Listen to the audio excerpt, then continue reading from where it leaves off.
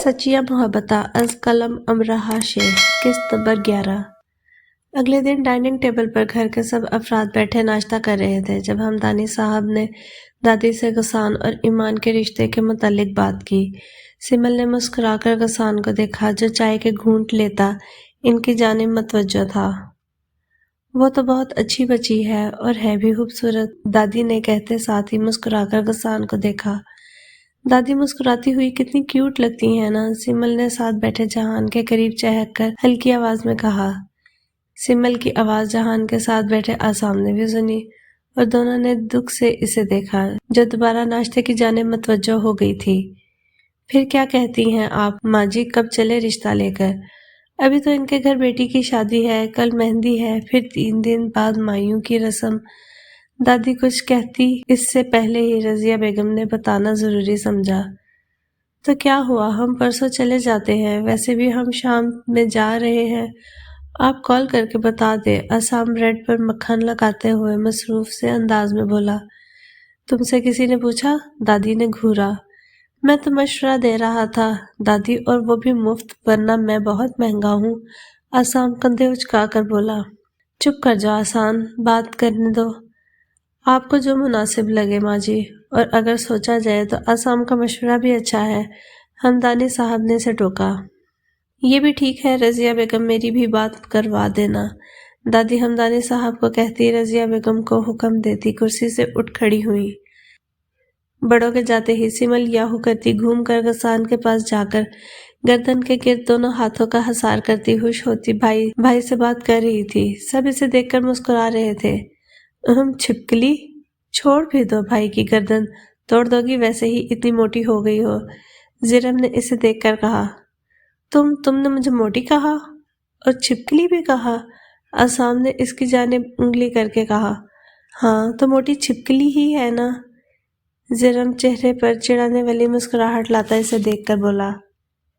तुम बच जाओ, अब नहीं छोड़ने वाली मैं तुम्हें। सिमल घूमकर इसकी जानिब बढ़ने लगी। जिरम इसे देखकर भागने के लिए उठा। आसाम ने कुर्सी से उठकर इसे दबोचा। सिमल जल्दी आओ, पकड़ लिया मैंने। आसाम भाई छोड़ दें वरना क्या? हाँ, सिमल ने करीब आते ही जिरम के बाल दोनों हाथों से दबोचकर झटका देने लगी। जिरम की चीखों के साथ तीनों के कहकहे लाउंज में गूंजने लगे। अस्सलाम वालेकुम आंटी, कैसी हैं? वालेकुम अस्सलाम, अल्हम्दुलिल्लाह। किसके साथ आई हो? असद के साथ आई हूँ, आ रहा है। अच्छा, आ जाओ, दादी से मिल लो पहले, मैं जब तक आती हूँ। रजिया बेगम मुस्कुराकर कहती किचन की तरफ बढ़ गई। उफ, अब इस बुढ़िया से भी मिलना पड़ेगा, बुड़बुड़ाकर कहती वो रूम की जानिब बढ़ गई। असद कार से निकलता मोबाइल पर माहम से चैट पर बातें करता हुआ अंदर आ रहा था जब किसी से जोर से टकराया। सिमल जो अपने मोबाइल पर कॉलेज की दोस्त से मैसेज पर बातें करती हुई लॉन में जा रही थी, यूं किसी के टकराने पर हाथ से मोबाइल छूट कर गिर गया। आउच! इससे पहले वो खुद भी जमीन बोस होती, असद ने जल्दी से इसे कमर से थाम कर झटके से अपने करीब किया। सिमल ने घबराकर सामने देखा। असद टिकटिकी बांधे इसे ही देख रहा था। पहली बार सिमल को इतने नजदीक से देखा था। छोटी उम्र, नरमा नाजुक जिस्म असद को पागल करने के लिए काफी था। सिमल घबरा गई इसकी इतनी कुर्बत से। छोड़े असद भाई। सिमल के बोलने पर वो इसके हिलते होंठों को देखने लगा। असद भाई छोड़े, सिमल ने दोबारा कहने पर इसे जैसे होश में आते ही इसे छोड़ता पीछे हुआ। ओह सॉरी, मैंने देखा नहीं। कोई बात नहीं असद भाई, सिमल कहते ही दरवाजे के करीब गिरा मोबाइल उठाने लगी। असद इसे देखने लगा जो मोबाइल को चेक कर रही थी। सिमल बाहर जाने लगी। असद इसे रोकने ही वाला था जब हाथ में दबा मोबाइल वाइब्रेट होने लगा। इसने खौफ से देखा जहां महम कॉलिंग लिखा आ रहा था। असद ने कॉल डिस्कनेक्ट करके मोबाइल साइलेंट पर लगा दिया। सिमल के पास जाने लगा जब रजिया बेगम की आवाज़ पर होंठ भींचकर गुस्सा जब्त करता पलटा। अस्सलाम वालेकुम। वालेकुम अस्सलाम, कहाँ जा रहे हो बेटा? इतनी ज़रूरी कॉल है, आता हूँ। असद ज़बरदस्ती चेहरे पर मुस्कुराहट लाता हुआ और बाहर निकल गया। हेलो, कैसी हैं आप होने वाली भाभी? सिमल ने यस करते ही मोबाइल कान से लगाकर शोही से कहा। सिमल पिट जाओगी, तंग मत करो, ईमान मुस्कुराकर बोली। दूसरी तरफ सिमल हंसने लगी। ईमान भाभी, कहीं मेरे भाई को कॉल तो नहीं कर रही थी आप, और गलती से मुझे मिला दी? हाँ, सिमल फिर शो हुई। تم زیادہ فری مت ہو، میں تمہیں ہی کال کر رہی تھی۔ کل مہندی ہے اس لیے آپ آج گھر تشریف لے آئے، ہم نہ آپ ہی آ چکی ہیں۔ او اچھا، میں اکیلی آؤں یا؟ نہیں پوری بارات لے آؤ۔ ایمان اس کی بات کاٹ کر تب کر بولی، جب سے غسان اور اس کا پتہ چلا ہے سمل کی شوہیاں ہی ختم نہیں ہو رہی۔ ہاں ڈونٹ وری، وہ تو انشاءاللہ جلدی ہی لے کر آئیں گے۔ سمل کی بات سنتے ہی ایمان کا دل دھڑکا۔ تم نہ لڑکی، بائے۔ ایمان نے شرما کر کال کاٹ دی۔ سمل موبائل کان سے ہٹا کر ہنستی ہوئی رضیہ بیگم کو بتانے چلی گئی۔ سمل نے ہنستے ہوئے کال ڈسکنیکٹ کی۔ جیسے ہی پلٹی، اسد کو اپنی جانب آتے دیکھا۔ کیا ہوا اسد بھائی؟ کچھ نہیں، تم کس سے بات کر رہی تھی؟ سمل کو اس کا پوچھنا پسند نہیں آیا، پھر بھی پاپا کے دوست کے بیٹے ہیں اس لیے بتانے لگی۔ دوست تھی؟ کیا میں یہاں بیٹھ سکتا ہوں؟ بیٹھ جائیں، میں تو اندر جا رہی ہوں، امی سے کام ہے۔ سمل کہتے ہی کندھے اچکا کر جانے لگی۔ اسد اس کی پشت کو گھورتا رہا۔ اسد کو یہ اپنی توہین لگی۔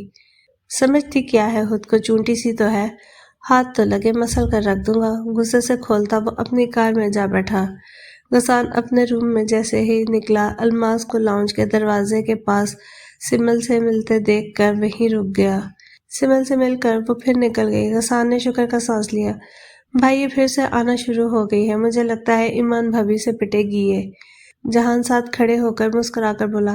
غسان نے اس کی بات سن کر مسکرا کر اسے دیکھا۔ ارے آپ دونوں یہاں کھڑے ہیں، بھائی چلے، ہماری بھابھی جی بار بار پوچھے جا رہی ہیں۔ سمل ان دونوں کو دیکھ کر وہیں آتی شرارت سے بولی، ان دونوں کو آ جانے دو، دونوں پتہ نہیں کون سی تیاری ہے جو ختم ہی نہیں ہو رہی۔ جہان بلا کر لاؤ جب تک میں باہر ہوں۔ چلو سمل، غسان کہہ کر سمل کا ہاتھ پکڑ کر باہر نکل گیا۔ کہاں رہ گئی تھی، میں تو کب سے تیار تھی، پر کچھ لوگ تیاری میں لڑکیوں سے بھی زیادہ دو ہاتھ آگے ہیں۔ ایمان کے پوچھنے پر سمل کے ناکیوں سے زرم کو دیکھ کر بولی، جو اس کی بات سن کر اسے گھورنے لگا۔ بھائی سمجھا لے اپنی بہن کو، کیوں تمہاری کیا میں سوتیلی بہن ہوں؟ زرم کی بات پر سمل نے مذاق میں کہا۔ سمل؟ غسان ایک دم غصے میں دھاڑا، سب کے چہرے ایک دم سپاٹ ہو گئے۔ ایمان نے حیرت سے سب کو دیکھا۔ سوری بھائی، سمل کو اپنی غلطی کا احساس ہوا تو منمنا کر کہتی، گردن جھکا گئی۔ آئندہ غلطی سے بھی کہا تو یاد رکھنا میں بات نہیں کروں گا تم سے۔ غسان کہتے ہی اندر بڑھ گیا۔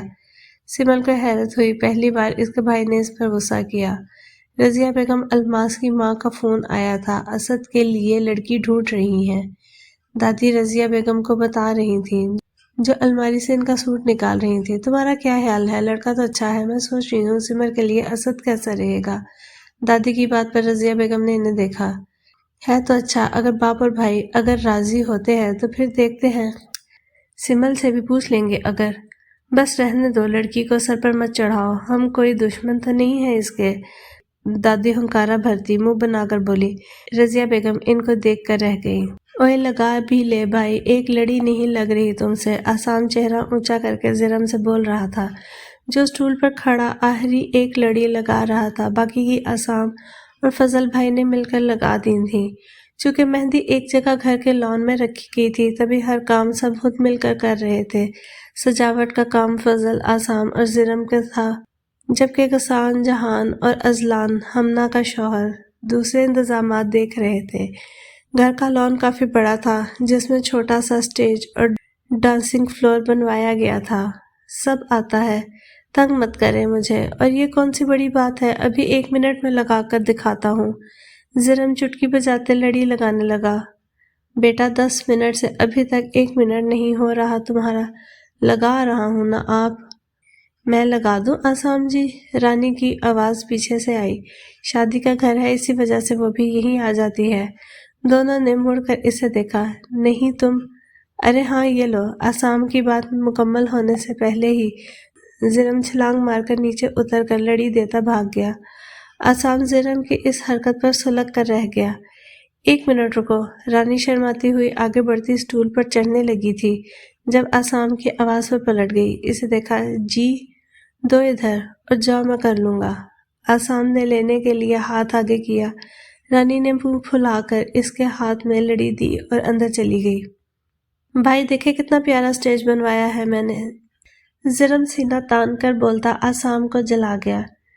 شکل دیکھی ہے اپنی، ایک نازک سی لڑی لگائی نہیں جا رہی تھی۔ آئے بڑے تو رمحاں، بھائی جھوٹ بول رہا ہے، وہ بندے خود ہی سٹیج بنا کر گئے ہیں۔ یہ نواب صاحب تو اس وقت اقرا آنٹی کے پاس کچن میں بیٹھا فرینچ فرائز پھوڑ رہے تھے، اور وہ بھی فرمائش کر کے۔ آسام نے اسے گھورتے ہوئے اس کی پول کھولی۔ ہاں تو کیا ہو گیا، اسے بھوک لگ رہی تھی، بیچارے کا دل کیا فرینچ فرائز، اور امی نے نہیں میں نے بنا کر دیے تھے۔ غسان کے کچھ کہنے سے پہلے ہی ایمان نے ظلم کی سائیڈ لی۔ غسان نے اس کی طرف دیکھا اور ایک آئی برو اچکائی۔ ایمان سر پٹا کر سب کو دیکھنے لگی۔ جو بھی ہے، پر اس نکمے نے اتنا کچھ نہیں کیا۔ اچھا بس کرو آسام، ہر بات میں بحث کرنا ضروری نہیں ہوتی۔ غسان نے اچانک سے اسے ٹوکا۔ وہ منہ بنا کر بیٹھ گیا۔ سمل مہندی کے لیے تیار ہو کر روم میں نکلی، غسان کو ڈھونڈنے لگی، جو کچھ ہی دیر میں اس کے کھڑکی سے لان کی بیک سائڈ پر اکیلے کھڑا نظر آ رہا تھا۔ وائٹ شلوار قمیض پہنے، کوہنیوں تک بازو موڑے، لمبا چوڑا غسان ہمدانی بہت اچھا لگ رہا تھا۔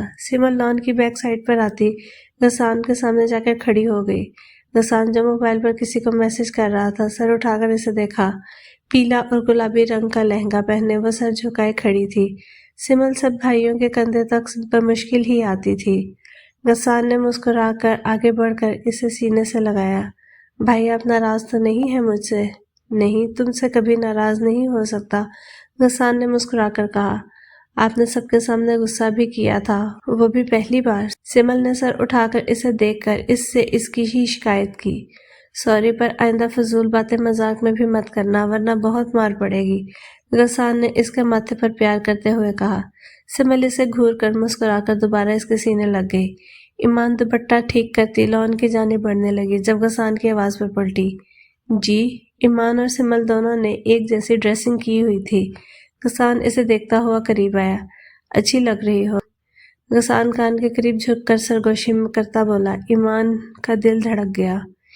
غسان اسے دیکھنے لگا جو اس کی بات پر سرخ ہو گئی تھی۔ آپ بھی اچھے لگ رہے ہیں غسان، آسام لڑکی کی آواز بنا کر بولتا شرمانے کی ایکٹنگ کرنے لگا۔ دونوں نے چونک کر اسے دیکھا۔ یہ زنانہ آوازیں کہاں سے نکالنی سیکھی ہیں تم نے؟ غسان گھورتا ہوا اسے کہنے لگا۔ ایمان منہ پر ہاتھ رکھے ہنسی دبانے لگی۔ بھائی وہ آسام، تمہیں آنٹی ڈھونڈ رہی ہیں، کیمرہ لے کر آؤ، جہان پیچھے سے آتے ہوئے بولا۔ آسام کی بات بیچ میں ہی رہ گئی۔ اوہ، میں کیمرہ ہی لینے جا رہا تھا، لیکن یہ لو برڈز مل گئے، آسام اپنے سر پر چپت مارتے شوہی سے کہا۔ ایمان شرماتی ہوئی بھاگ گئی۔ لو جی، لو تو یہیں رہ گیا، برڈ اڑ گیا، آسام ہنستے ہوئے ہاتھ نچا کر بولا۔ غسان اسے پکڑنے کے لیے آگے بڑھا۔ بہت زبان چلنے لگی ہے تمہاری، آسام نے تیزی سے دوڑ لگا دی۔ انم کو سٹیج پر لا کر بٹھا دیا گیا تھا۔ بار بار سب رسم کر کے جا رہے تھے۔ کیمرہ مین اور مووی میکر والے کھڑے مووی بنا رہے تھے۔ ساتھ ہی آسام اپنے کیمرے میں دلہن کی کم ایمان اور سمل کی تصویریں زیادہ کھینچ رہا تھا۔ آسام بات سننا جہان کان کے قریب آ کر بولا۔ ہاں کیا ہوا؟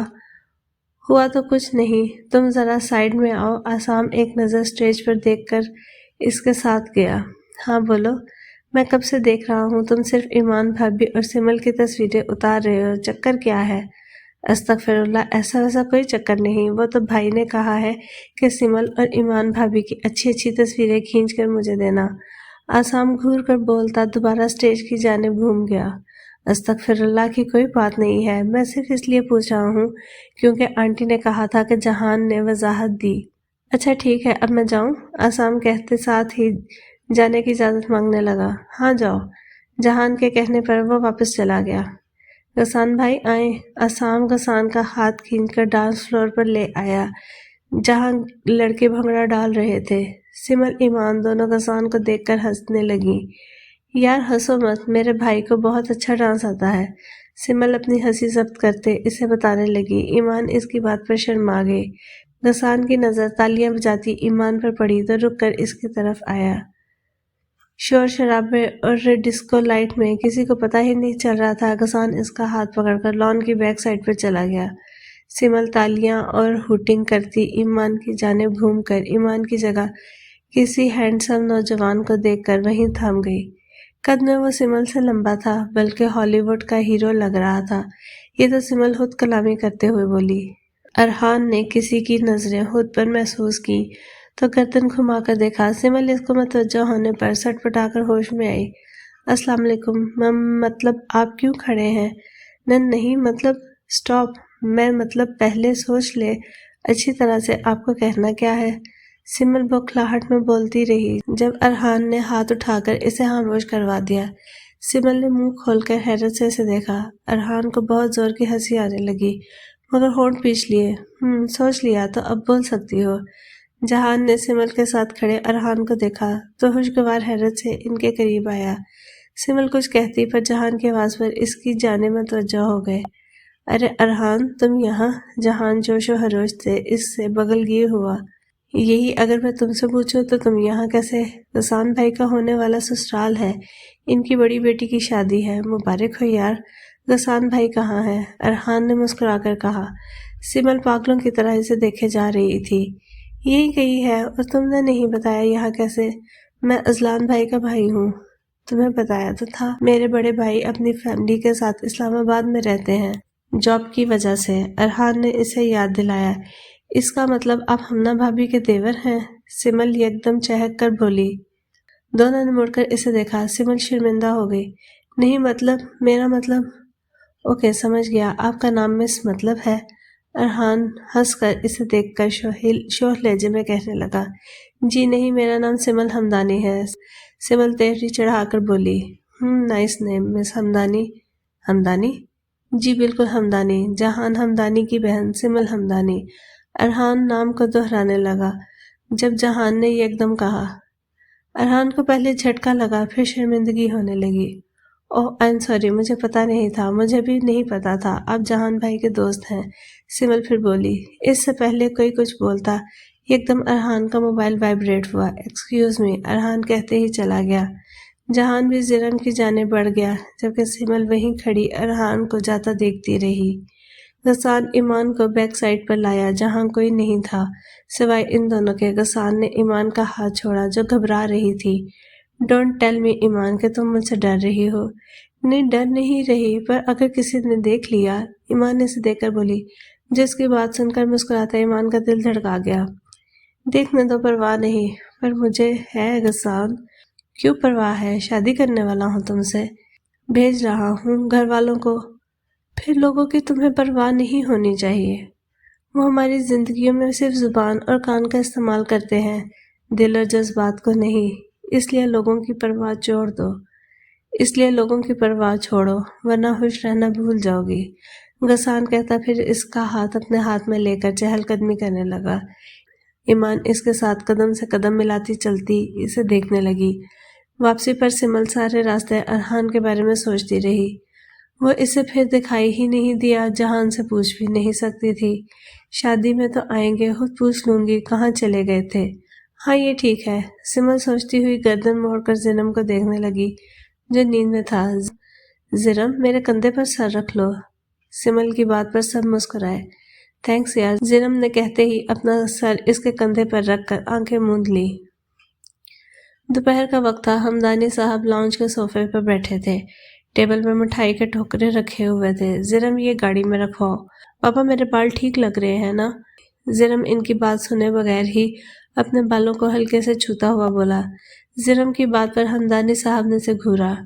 ٹھیک ہی ہیں، ان کی گھوری پر دھیرے سے کہتے مٹھائی کا ٹوکرا اٹھا کر شرافت سے لاؤنج سے نکل گیا۔ آہستہ آہستہ گھر کے سب فرد لاؤنج میں آ گئے جب دادی نے ہمدانی صاحب کو مخاطب کیا۔ ایسے کرو بیٹا، تم لوگ چلے جاؤ، میری طبیعت ٹھیک نہیں لگ رہی۔ انشاءاللہ ایک بار رشتہ پکا ہو جائے تو آنا جانا لگا ہی رہے گا۔ آپ نے پہلے کیوں نہیں بتایا غسان؟ ہماری فیملی ڈاکٹر کو کال کرو۔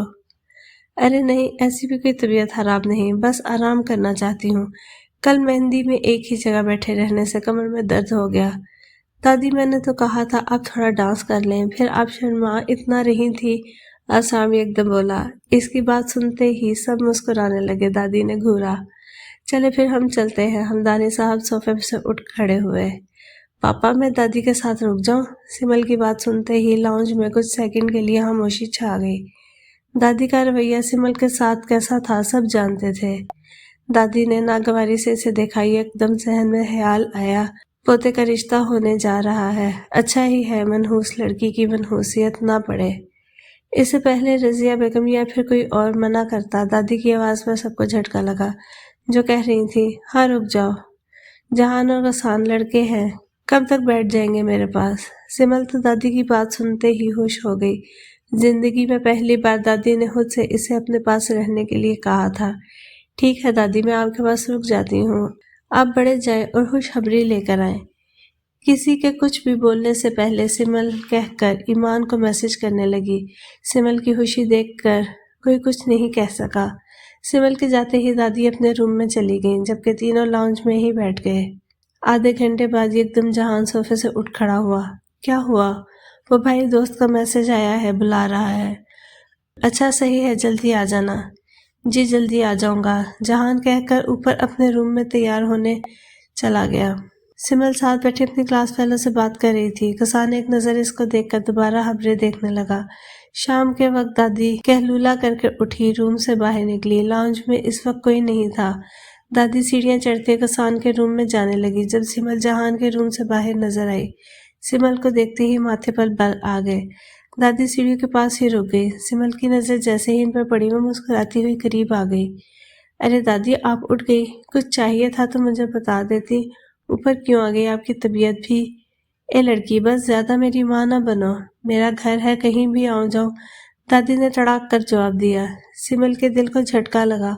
وہ تو سمجھ رہی تھی شاید دادی کے دل میں اس کے لیے تھوڑی نرمی آ گئی ہے۔ دادی، آپ ایسے کیوں کہہ رہی ہیں؟ میں آپ کی پوتی ہوں، آپ کا یہ رویہ مجھے سمجھ نہیں آتا۔ سمل کی آواز میں یک دم روندھ گئی۔ تم میری پوتی نہیں، صرف اپنے باپ کی بیٹی ہو، سمجھی؟ یہ اچھے سے سمجھاؤں؟ دادی نے دل کی ایک آگ نکالنا شروع کی۔ یہ کیسی باتیں کر رہی ہیں آپ؟ میں بھی آپ کی کچھ لگتی ہوں؟ نہیں لگتی، نہ میری، نہ میرے پوتوں کی، اور نہ ہی رضیہ بیگم کی۔ سمل ایک دم ساکت ہوئی۔ یہ کیا کہہ رہی تھی دادی؟ آپ یہ کیا الٹا سیدھا بول رہی ہیں؟ سمل کی آواز میں لرزش آ گئی۔ جو سچ ہے، تم کیا سمجھتی ہو رضیہ بیگم تمہاری ماں ہے یا میرے پوتے تمہارے بھائی؟ دادی بس کیجیے، اگر آپ مجھے پسند نہیں کرتی تو مت کریں، پر ایسا مت کہیں، کچھ غلط نہیں کہہ رہی۔ رضیہ بیگم نہ تمہاری سگی ماں ہے، نہ ہی تمہارا کوئی بھائی ہے۔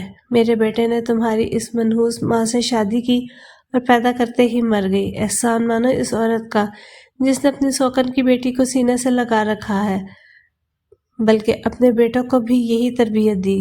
دادی نیچی آواز میں زہر اگل رہی تھی، جبکہ سمل کا ہاتھ پیر سن ہو گئے۔ نہیں دادی، میری امی ہیں، میرے بھائی ہیں، آپ مذاق کر رہی ہیں نا، آپ غصے میں ہیں نا مجھ سے؟ سمل ہچکیوں کے درمیان کہتی دادی کو ڈرا گئی۔ میں آپ کو اپنا چہرہ نہیں دکھاؤں گی، بس آپ کہہ دیں کہ سب جھوٹ ہے۔ سمل کہتے ہوئے سیڑھیوں کے قریب پہنچی۔ دادی نے دیکھا وہ بری طرح روتے ہوئے کانپ رہی ہے۔ میں کوئی جھوٹ نہیں کہہ رہی، جاؤ پوچھ لو غسان سے، بے بسی سے کہتے ہوئے اسے دیکھنے لگی، جو سنتے ہی نسوی میں سر ہلاتے پیچھے ہوتی۔ بھائی بولی، اور دیکھتے ہی دیکھتے گرتی چلی گئی۔ دادی کا ہاتھ ہوا میں ہی رہ گیا، جس کا ہاتھ کو تھامنے کے لیے خود بخود اٹھ گیا تھا۔ دادی ساکت کھڑی نیچے گری سمل کو دیکھتی گئی، جس کا خون بہہ کر قالین میں جذب ہو رہا تھا۔ انہیں احساس ہوا کہ وہ کیا کر چکی ہے، اپنی نفرت میں ایک معصوم زندگی کو اذیت میں مبتلا کر چکی تھی۔ سمل اتنا خون نکلنے کے بعد آنکھیں کھولنے کی کوشش کر رہی تھی۔ بھائی، سمل کے ہونٹ سے دھیرے سے نکلا۔ غسان جو سمل کے کہنے پر اس کے لیے خود آئس کریم اور چاکلیٹ لینے گیا تھا، اندر آتے لاؤنج کا ہولناک منظر دیکھ کر لرز گیا۔ ہاتھوں سے شوپر چھوٹ کر زمین پر گر گئے۔ سمل کا خون قالین میں جذب ہو رہا تھا، جبکہ سیڑھیوں پر ہلکا ہلکا خون لگا ہوا تھا۔ غسان پاگلوں کی طرح تڑپ کر اس کے قریب گرنے کے انداز میں بیٹھا، کانپتے ہاتھوں سے اس کا سر اٹھا کر اپنی گود میں رکھا۔ غسان کے دونوں ہاتھ خون سے بھر گئے۔ سمل دیکھو، بھائی آئس کریم لائے، اٹھو گڑیا۔ سمل آنکھیں کھولو، تمہیں کچھ نہیں ہوگا۔ جہان، اسام کوئی ہے؟ غسان چیخ رہا تھا۔ ایک دم اس کی نظر اوپر کھڑی دادی پہ پڑی۔ غسان کے دیکھتے ہی سینے پر ہاتھ رکھتی نیچے آئی۔ غسان بیٹا، کیسے گر گئی بچی؟ اٹھاؤ اسے، کتنا خون بہہ رہا ہے۔ دادی گھبراتی ہوئی بول رہی تھی۔ غسان ہونٹ بھیجے ہوئے سوت پڑی سمل کو دیکھنے لگا۔ جہان، غسان یکدم دھڑا۔ غسان کی آواز پر جہان اپنے روم سے حواس بہتر نکل آیا۔ سمل کو خون میں لت پت بے ہوش پڑے دیکھ کر ہی لڑکھڑا کر گرتا پڑتا نیچے آیا۔ سمل بھائی اٹھیں، وہ بے ہوش ہے۔ جہان نے کندھے سے پکڑ کر غسان کو پیچھے کیا جو اس کے اٹھانے کی کوشش کر رہا تھا۔ نہیں تم جاؤ، گاڑی سٹارٹ کرو، میں اس کو اٹھاتا ہوں۔ مجھ سے گاڑی نہیں چلائی جائے گی۔ غسان روتا ہوا کانپتے ہاتھوں سے اٹھا کر باہر کی جانب بھاگا۔